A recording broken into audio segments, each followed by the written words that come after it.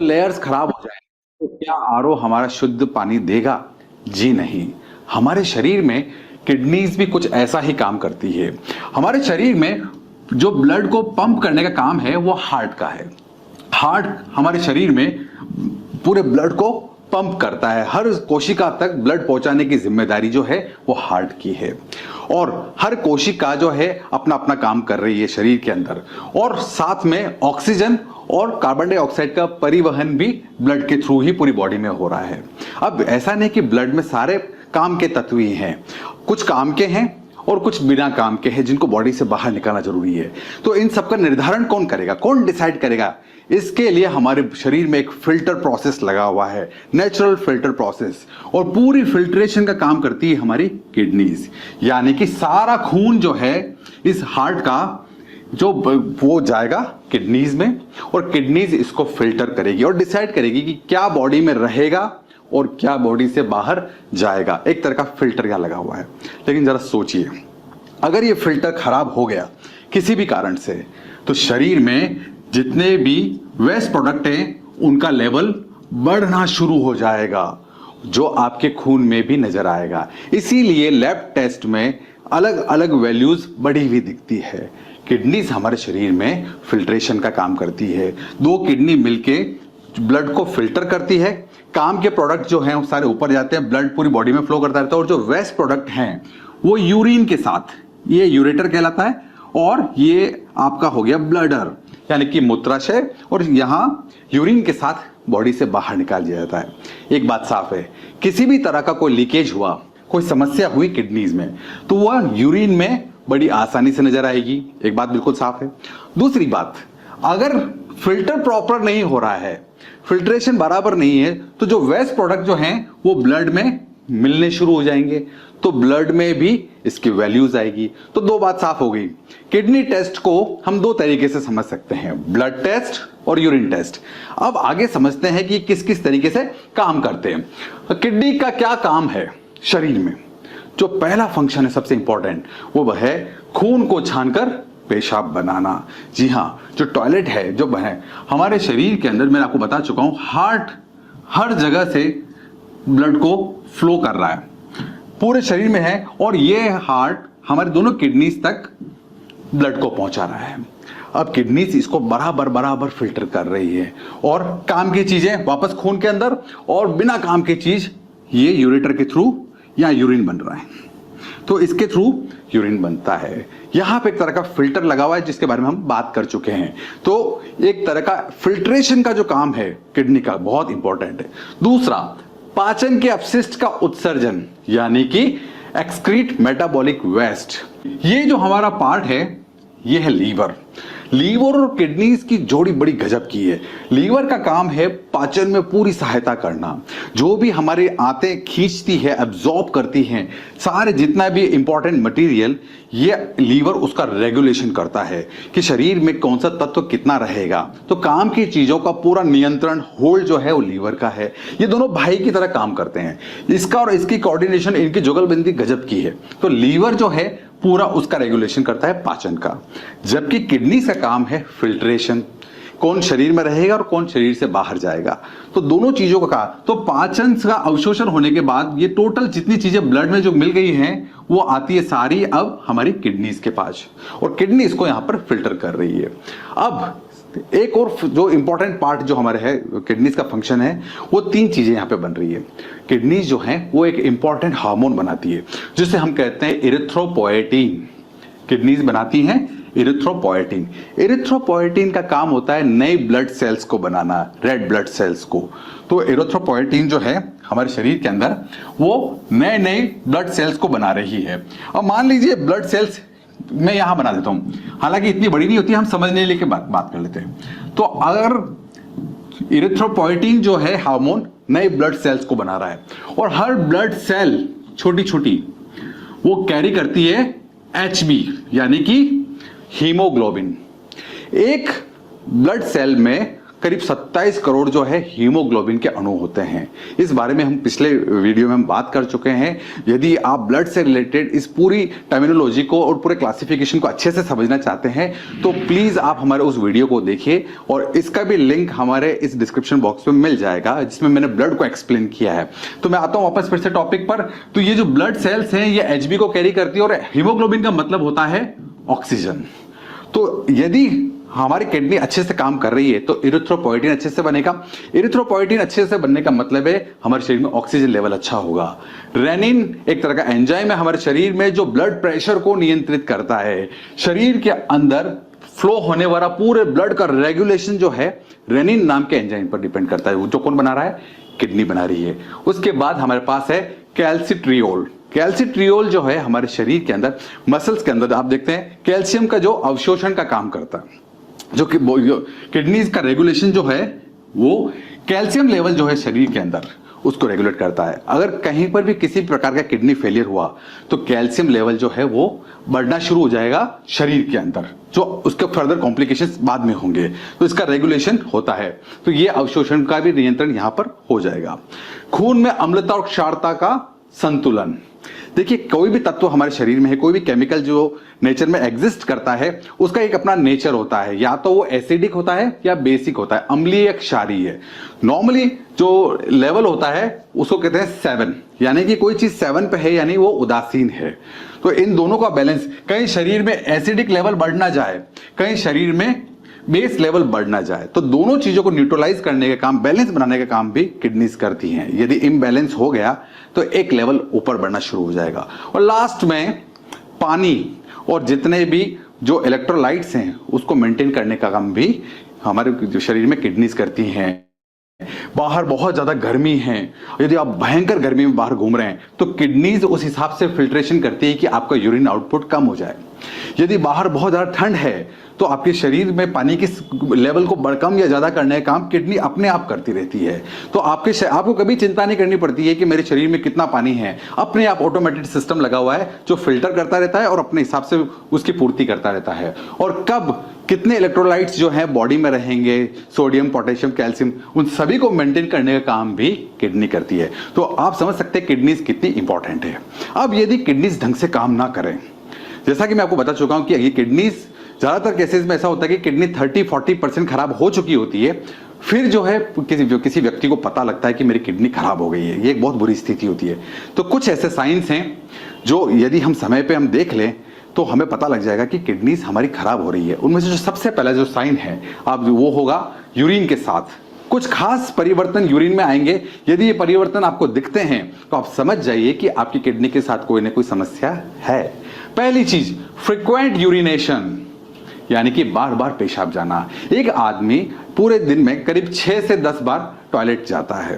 अब यदि आपको लगता है कि बार बार यूरिनेशन हो रहा है, एक और खासकर रात को उठकर टॉयलेट जाना, 2 बजे 4 बजे नींद आपकी खुल गई है और बार बार आपको लगता है कि मुझे टॉयलेट जाना है, कुछ ना कुछ गड़बड़ है शरीर के अंदर, आप मान सकते हैं इससे संबंधित समस्या हो सकती है। दूसरा इंपॉर्टेंट चीज, जब आप टॉयलेट जा रहे हैं तो टॉयलेट में यहाँ पे एक कुछ अबनॉर्मली झाग बन रहे हैं।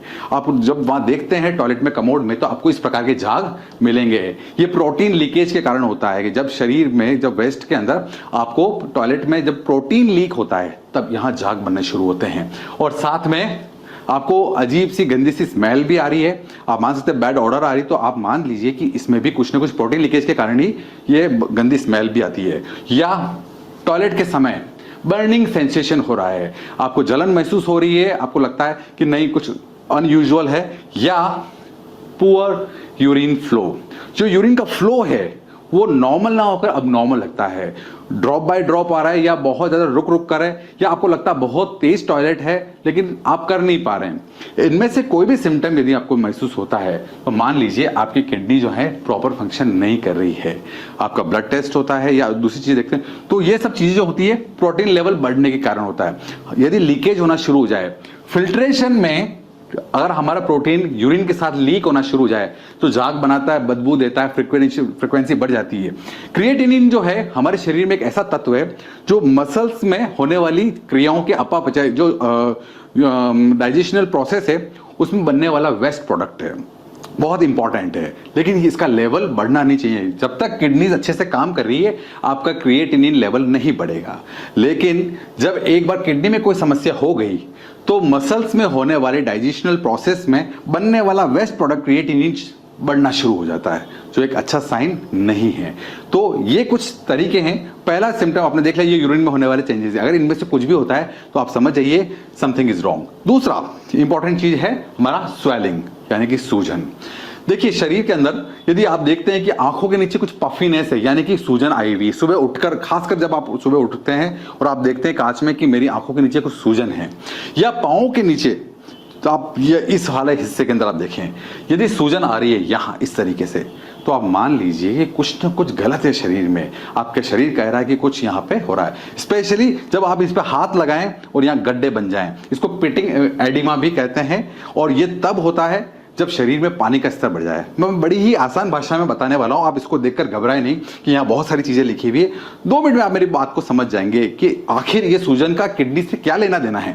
समझिए, स्टार्ट करते हैं। इसमें सबसे पहला है कि जब किडनी अपना ढंग से फंक्शन नहीं कर पा रही, यानी कि फिल्ट्रेशन नहीं हो पा रहा किडनी के अंदर, तो क्या होगा? अगर हमारी किडनी ढंग से फिल्टर नहीं कर पाती है तो हमारा सोडियम लेवल शरीर में बढ़ जाता, पूरे शरीर में सोडियम लेवल बढ़ गया है, और शरीर में सोडियम फ्लूइड रिटेंशन को करता है मैनेज। तो यदि सोडियम लेवल बढ़ गया है तो हमारे शरीर में फ्लूइड लेवल, यानी कि जो तरल पदार्थ, जो पानी का लेवल है, वो बढ़ना शुरू हो जाएगा शरीर के अंदर। हमारे सेल्स और टिश्यूज के बीच में पानी भरना शुरू हो जाएगा। तो पानी की मात्रा जब बढ़ेगी शरीर के अंदर, तो अब ये सारा पानी जो शरीर में पूरा बन रहा है अब नॉर्मली, वो कहाँ जाएगा? वो ग्रेविटेशनल फोर्स के कारण नीचे की तरफ अपने आप आना शुरू होगा। ग्रेविटी इसको नीचे खींचेगी, और आप जानते हैं सबसे नीचे वाला जो हमारे अंग हैं वो पांव हैं। तो अब जब भी आप खड़े रहते हैं, ग्रेविटेशनल फोर्स के कारण ये बनने वाला पानी नीचे आता है, और ये भरा हुआ पानी स्वेलिंग पैदा करता है। तो पांव इस तरीके से सूज जाते हैं।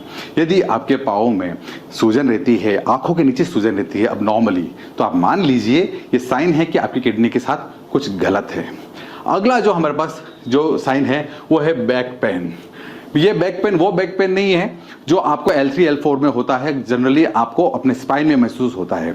यहाँ पीछे की तरफ यदि आपको अब बिना किसी कारण के हर वक्त बैक पेन रहता है, और साथ में आपको वॉमिट हो रही है, आपको हल्का बुखार आ रहा है, बार बार टॉयलेट जाना पड़ रहा है, तो मान लीजिए कुछ आपके साथ गलत है। ये जो हिस्सा है पीछे के हिस्सा, किडनीज का जो पेन है वो हमेशा आप पीछे की तरफ महसूस करते हैं, यहाँ इस जगह देखिए। तो यहां यदि आपको लगता है कि मेरे को दोनों तरफ या एक तरफ, हो सकता है एक किडनी में भी प्रॉब्लम हो, तो आप मान के चलिए कुछ ना कुछ अनयूजुअल है। और प्लीज इस दर्द को छुपाने के लिए, कम करने के लिए पेन किलर लेना बंद कर दीजिए। पेन किलर लेने का मतलब है कि किसी सामने आती हुई समस्या को जानबूझकर देखकर आंखें बंद कर लेना। तो प्लीज आप इस चीज को लेना बंद करें। और ये जो पेन है ये किडनीज में हो सकता है कोई इन्फेक्शन हो, या आपकी किडनीज में स्टोन हो, ठीक है? तो दोनों में से कोई भी रीजन हो सकता है, आप मान के चले। और प्लीज मैंने आपको बता दिया, अब प्लीज पेन किलर को ना लें, अपने कंसल्टेंट से जाके मिलें। इसी सीरीज में हमारा अगला सिम्टम है थकान, टायर्डनेस। आपको हर वक्त थकान महसूस होती है। अब ये थकान क्यों महसूस होती है, इसका किडनी से क्या रिलेशन है? पिछली बार की तरह यहां पर भी हम समझते हैं बड़ी आसान भाषा में।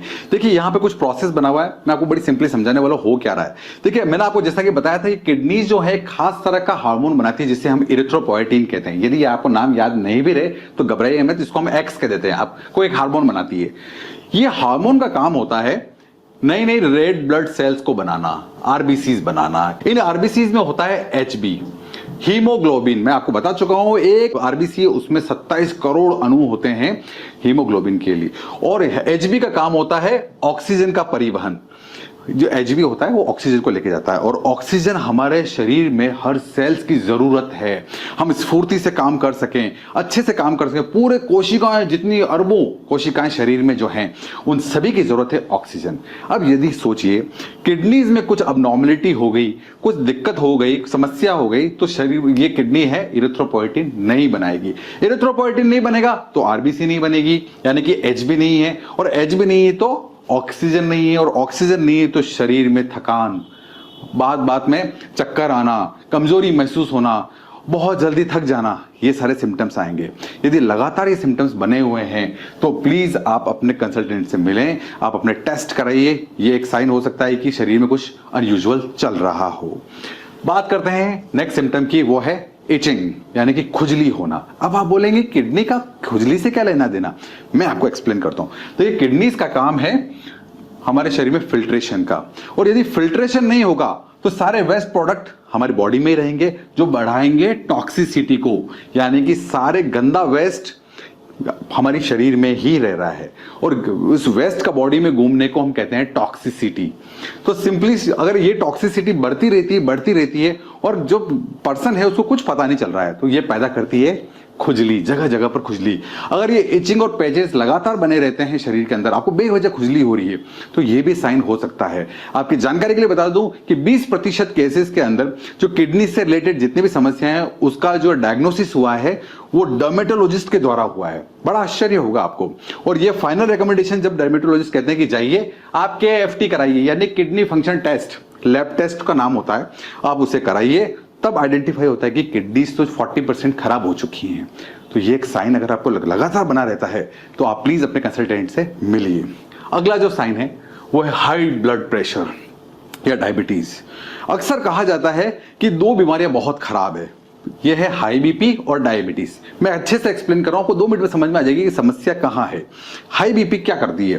देखिए, हाई बीपी का मतलब यह है कि हमारी जो धमनियां हैं, यानी कि ब्लड वेसल्स, उनमें जो बहने वाला खून है, उनके अंदर दीवारों पे लगने वाला जो प्रेशर है उसे हम ब्लड प्रेशर कहते हैं। यानी कि किसी भी ट्यूब में, मान लीजिए कोई पानी की नली है, उसमें तेजी से पानी बह रहा है, जो पानी उसकी दीवारों पे अंदर से जो फोर्स लगा रहा है, उस फोर्स को ही हम ब्लड प्रेशर कहते हैं।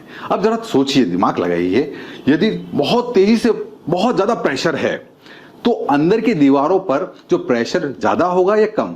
जी हाँ, प्रेशर होगा बहुत ज्यादा। और ये प्रेशर जो ज्यादा है, वो ज्यादा प्रेशर जब यहां पहुंचता है किडनी तक, तो किडनी में जितनी भी जो ब्लड वेसल्स हैं, ये देखिए यहां पे ये वेन्स हैं और ये आर्टरीज हैं, ये प्रेशर, हाई प्रेशर के साथ जब यहाँ पे ब्लड आता है तो यहाँ पर आर्टरीज और वेन्स यानी कि वाहिकाएं जो हैं वो कमजोर होना शुरू हो जाती है, इनकी सेल्स टूटना शुरू कर देती है, और ये किडनीज अच्छे से फंक्शन नहीं कर पाती, अपना फंक्शन करना छोड़ देती है।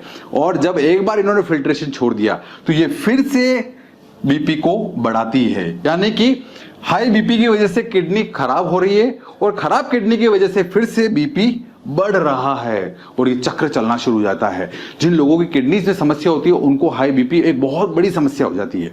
और एक और बड़ी समस्या यदि साथ में डायबिटीज है, तो डायबिटीज में जो ब्लड ग्लूकोज लेवल बढ़ जाता है और यह खून को गाढ़ा कर देता है। गाढ़ा इसलिए समझा रहा हूं कि आपको समझने में इजी रहेगा। और एक बार खून गाढ़ा हो गया तो उसको फ्लो होने में दिक्कत होगी। ब्लड शुगर लेवल यदि बढ़ रहा है तो किडनीज को फिल्टर करने में बहुत ज्यादा दिक्कत आएगी, ज्यादा कचरा आएगा, ज्यादा दिक्कत आएगी, तो किडनी पे लोड बढ़ेगा और एक बार फिर से ये समस्या बढ़ती चली जाएगी। तो आपको यदि ब्लड शुगर है, यदि आपको हाई बीपी की समस्या है, तो किडनीज भी हो सकती है। एक सर्वे में बताया गया है कि ज्यादातर केसेस के अंदर इसका कोरिलेशन है। तो यदि 2 समस्या आपको है और दूसरे सिम्टम्स भी आपको दिख रहे हैं जो हमने डिस्कस किए, तो मान लीजिए कि आपको किडनी समस्या हो सकती है। अब क्या किया जाए? क्या कोई ऐसे टिप्स हैं, कोई सुझाव हैं जिनके थ्रू हम इन सब चीजों को अवॉइड भी कर सकते हैं? जी हाँ, बिल्कुल।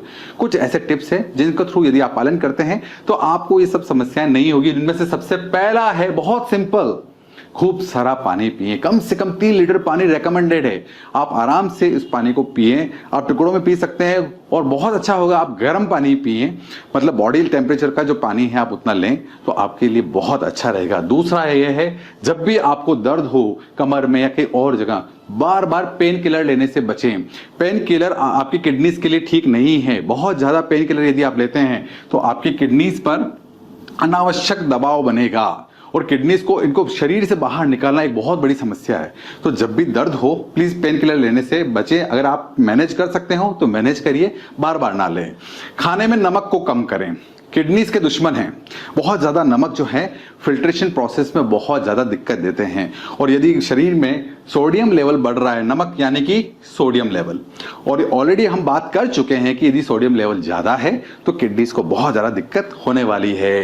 यदि प्रोटीन की मात्रा कम करें, यदि क्रिएटिनिन लेवल बढ़ रहा है, क्रिएटिनिन पे हम बात कर चुके हैं ऑलरेडी, हमारा क्रिएटिनिन लेवल जो मसल्स का जो वेस्ट प्रोडक्ट है वो बढ़ रहा है। और यदि प्रोटीन डाइट हमने और लेते रहे, प्रोटीन डाइट मतलब पनीर हो गया, सोयाबीन हो गया, इस टाइप की चीजें आपने लेना शुरू किया, लगातार लेते रहे, तो ये क्रिएटिन को भी प्रभावित करती है, तो इसको लेना बंद करें। और सबसे इंपॉर्टेंट बात, रोज आप डीप ब्रीदिंग एक्सरसाइजेस करिए। श्वसन क्रियाएं जो होती है, कपालभाति है या डीप ब्रीदिंग है, आप इसकी प्रैक्टिस करिए। आप पाएंगे कि आपकी शरीर में एक नई ऊर्जा का संचार हो रहा है और आपको किडनी से रिलेटेड जो प्रॉब्लम्स हैं वो नहीं होगी।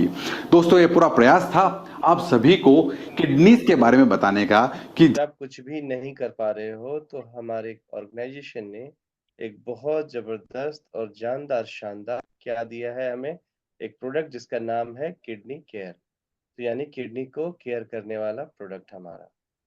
तो चलिए हम किडनी केयर के बारे में जानते हैं, किस तरह से हम अपने किडनी को केयर कर सकते हैं। तो ये बहुत इम्पोर्टेंट है हमारे लिए। किडनी केयर के बारे में हम यहाँ पे देख पा रहे हैं। तो किडनी केयर एक बहुत शानदार प्रोडक्ट है। इसकी अगर मैं बात करूँ, आप जानते हो कि किडनी में प्राय नॉर्मली जो होता है स्टोन्स वगैरह, कैलकुलस वगैरह बन जाते हैं, है ना? तो किडनी स्टोन्स क्या होता है? तो वही जो होता है, जिस तरह से बताया गया अभी कि किस तरह से किडनी के अंदर जो है बहुत सारे स्टोन्स वगैरह जो है कैलकुलस बनने लगते हैं और उसके वजह से प्रॉब्लम और समस्याएँ होती है। तो किडनी स्टोन जो वो क्या है, वो एक हार्ड डिपॉजिट ऑफ मिनरल्स और एसिड का साल्ट है, ठीक है? जो कि क्या करते हैं, वो कंसंट्रेटेड करते हैं यूरिन को, और वह जो है पेनफुल भी होता है, और पासिंग थ्रू जो यूरिनरी का जो यूरिन का जो पासिंग होता है पेशाब के रास्ते, बहुत तकलीफ होती है और वो डैमेजेस भी करती है। तो इस तरह से हम किडनी स्टोन के बारे में जानते हैं। और मोस्ट कॉमन कॉमन जो सिम्पटम होता है इसमें, जो सीवियर पेन होता है दोनों साइड में, ठीक है? कभी-कभी एक साइड में भी हो सकता है। तो उसके वजह से उल्टी वगैरह के भी चांसेस होते हैं, जिसको नौसिया बोलते हैं। तो इसका ट्रीटमेंट हम किस तरह से करेंगे, तो लौ पानी ज़्यादा पीना ही चाहिए, जिसकी वजह से कभी-कभी पानी ज़्यादा पीने से भी वो पास आउट हो जाता है। और हमारा प्रोडक्ट क्या करने वाला है, जो किडनी केयर है, वो बहुत शानदार वर्क करता है या हेल्प करता है। सबसे पहले क्या होता है, पानी ज़्यादा पिएँगे, और जो हमारा प्रोडक्ट अपना जो किडनी केयर है, वह जो है कैल्शियम और मिनरल्स को अब्ज़ॉर्ब करने का काम करता है, अवशोषण करने का काम करता है, जिसकी वजह से वो स्टोन्स वग़ैरह नहीं होंगे, और उसको क्रश करने का भी काम करता है। और यह जो है क्या करता है, डिजेनरेट करता है कैल्कुली को, और हार्ट डिपॉज़िट्स को तोड़ने का काम करता है, जिसकी वजह से किडनी के अंदर जो है साल्ट और मिनरल्स, वो जो डिपोज़िशंस हो रहे हैं वो खत्म हो जाते हैं। इसके साथ-साथ अगर मैं बात करूँ, बोन हेल्थ के लिए बहुत एनहांस करता है, जो डिपोज़िशंस जो बन रहे थे उसको तोड़ करके शरीर में अच्छे तरीके से उस लेवल को बाहर की तरफ निकालता है। दूसरी बात अगर मैं करता हूँ, तो यह मैनेज करता है इम्यून सिस्टम को, और यह जो है बॉल हेल्थ के लिए भी बहुत अच्छा काम करता है। और यूरिनरी कैलकुलस जो होता है, वो एंटी इन्फ्लेमेटरी अपना प्रोडक्ट है, जिसकी वजह से कहीं भी सूजन वगैरह का कुछ दिक्कत हो रही है, तो उसमें भी यह बहुत अच्छे तरीके से कार्य करेगा। और इतना ही नहीं, यह जो है यह काम करता है, ये फैसिलिटेट करता है और पासिंग करता है, नॉर्मलाइज़ करता है पूरी तरह से सिस्टम को, जिसकी वजह से उसके काफ़ी अच्छे रिज़ल्ट्स होते हैं। कंटेंट्स की इसमें अगर मैं बात करूँ, तो इसमें बहुत सारे कंटेंट्स ऐसे हैं, जो इस प्रोडक्ट को बहुत ही शानदार बनाता है। इसमें वरुणा है, यानी कि कॉम ये जो है इसका किरीटेवा न्यूरेबल बार्क बोलते हैं, जिसका कॉमन नेम वरुणा है। वरुणा क्या होता है, तो वरुणा जो है ये किडनी स्टोन्स को रूट ब्रेक कंटेंट्स रूटीन में ये लेके आता है और उसको तोड़ता है, जिसके वजह से क्या है, यह यूरिनरी ट्रैक इन्फेक्शंस में मदद करता है, उसको ठीक करने का कार्य करता है। और यह जो है खास करके यह एंटी इन्फ्लेमेटरी होने की वजह से और उसको बहुत अच्छे तरीके से उसको सूजन में अच्छा और अच्छे तरीके से उसको मदद भी करता है। तो यूरिनरी ट्रैक्ट इन्फेक्शन में ये बहुत ही कारगर होता है। इसके बाद इसके अंदर अशोका है। अशोका क्या कार्य करता है? अशोका जो ट्री लीफ होता है, उसका फ्लावर होता है, वो काफ़ी अच्छे तरीके से हेल्पफुल होता है किडनी के लिए, जो किडनी स्टोन को बाहर निकालने में मदद करता है। और अशोका लीव्स में जो कंटेंट्स है, उसके वजह से इसके अंदर किडनी में काफ़ी कारगर होता है और इसमें carbohydrates, tannins, gallic acid and इजेलिक एसिड्स होता है, जिसकी वजह से क्या होता है, उसको बाहर निकालने में मदद करता है। इसके बाद इसमें पुनर्नवा बोल है, इसके अंदर वसु बोलते हैं और यह जो है काफ़ी अच्छे तरीके से कार्य करता है किडनी को किस चीज़ के लिए, तो फिजियोलॉजिकल फंक्शनिंग में इसको बहुत अच्छा कारगर होता है और काम करने में। और यूरिन वॉल्यूम्स को भी ये जो है, जो ब बार-बार पेशाब होते रहते हैं, ऐसी समस्याएँ अगर है तो वो भी ठीक करता है और ख़ास करके इनकी जब जिस चीज़ की मात्रा होती है, लेवल इंक्रीज़ करता है, यूरिन लेवल को कभी-कभी बहुत ज़ोर से पेशाब आता है और पेशाब ही नहीं निकलता रहता है। तो उसको भी यह सच में से प्रॉपर करता है। किसी-किसी को क्या होता है कि कंटीन्यूअसली बार-बार पेशाब लग रहा है, तो उसको भी प्रिवेंट करता है, रोकता है। इस तरह से यह कार्य करता है, ख़ास करके अगर मैं बात करूँ कि यह ऐसा समझ सकते हैं कि यह फ्लश आउट करता है रेनल सिस्टम को और मैकेनिकल स्टोन्स को बाहर निकलने में भी यह मदद करता है। और इतना ही नहीं है, हेल्प करता है पास टू स्टोन्स को urine by increasing urine flow जो होता है, अगर स्टोन वगैरह है, तो ये पेशाब के स्पीड को बढ़ाता है, जिसकी वजह से वो उसको धक्का देके स्टोन को बाहर निकलने में भी यह काफ़ी अच्छे तरीके से मदद करता है पुनर्नवा। पुनर्नवा जैसा नाम है कि फिर से नया करना, तो वो बहुत इम्पोर्टेंट है। इसके अंदर आंवला है, आंवला अपने आप में बहुत ज़बरदस्त प्रोडक्ट है और यह जो है flush out small kidney stone को तो तुरंत निकालने में मदद करेगा और यह जो है लार्जर अगर स्टोन है उसको तोड़ने में भी मदद करता है।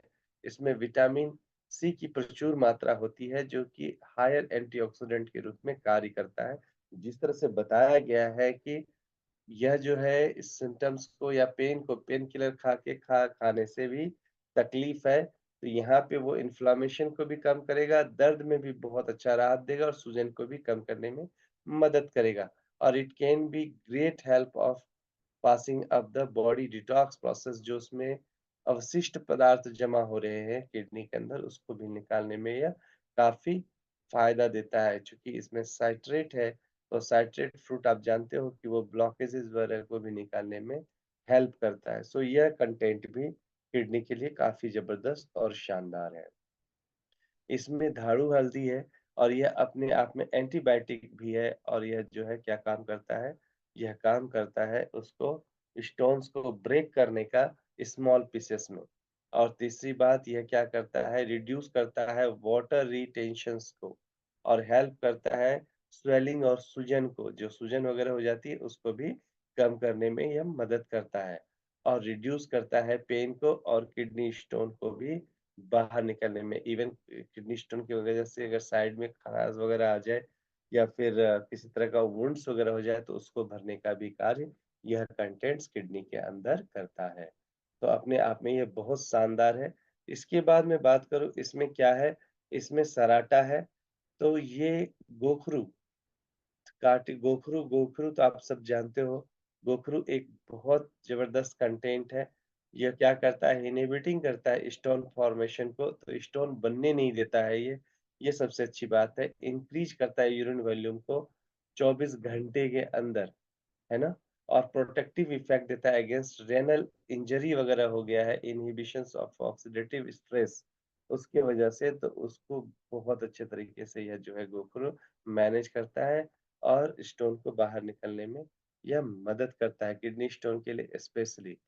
इसके बाद मैं बात करूँ इसमें जो है वर्जीनिया सिलीटा है, तो यह क्या करेगा, यह स्वेलिंग को भी कम करता है और यह जो है रिड्यूस करता है पेन को, जो किडनी स्टोन की वजह से या बाकी चीज़ों की वजह से होता है और फ्लश आउट करता है किडनी स्टोन को और रिड्यूस करता है वाटर रिटेंशन को और यह इफ़ेक्टिव होता है किस चीज़ के लिए? डाययूरेटिक रेमेडी के लिए।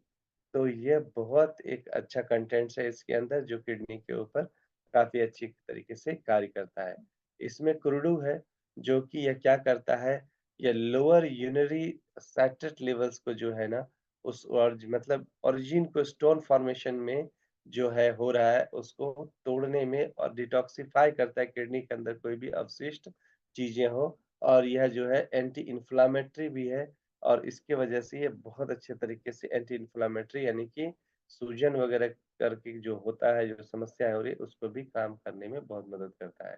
तो हमने देखा नॉर्मली कि किडनी को डिटॉक्सिफाई करने में, क्रेटिनिन लेवल को खत्म करने में, प्रोटीन्स की जो मात्रा होती है, लीकेजेस को रोकने में काफ़ी मददगार है और इसका जो शेल्फ लाइफ है, वो बहुत अच्छा है और यह जो अपना प्रोडक्ट है, वह काफ़ी अच्छे तरीके से यह फॉर्मूलेशन तैयार किया गया है, जो कि लेने में भी बहुत आसान है और ये एक्यूरेट डोज़ेस के रूप में बनाया गया है, जिसकी वजह से ये बहुत अच्छा रिज़ल्ट देता है। तो आप समझ चुके हो कि यह जो अपना है, यह प्रोडक्ट काफ़ी जानदार और शानदार है, जिसका नाम है किडनी केयर। तो किडनी केयर में 7 टैबलेट है, सुबह-शाम खाना खाने के बाद लेना है। और अगर इसके साथ आपने च्यवनप्राश का कॉम्बिनेशन दिया तो बहुत अच्छा है और अगर नहीं दे सकते हो तो इसके साथ सिबकथॉर्न जूस आप देते हो, तो भी ये बहुत बढ़िया काम करता है। इसके बहुत अच्छे-अच्छे रिज़ल्ट्स आ रहे हैं। तो आज हमने देखा किडनी स्टोन की पूरी जानकारी। तो किडनी स्टोन जो है एक नॉर्मल लोगों ने भी अगर लिया तो उसका पूरा किडनी डिटॉक्सिफाई हो जाएगा। जो भी हमारे खान-पान की वज़ह से समस्याएँ आ रही हैं, वो समाप्त हो जाएगी। तो लेने की विधि आप समझ चुके हो, सुबह-शाम आपको खाना खाने के बाद यह लेना है।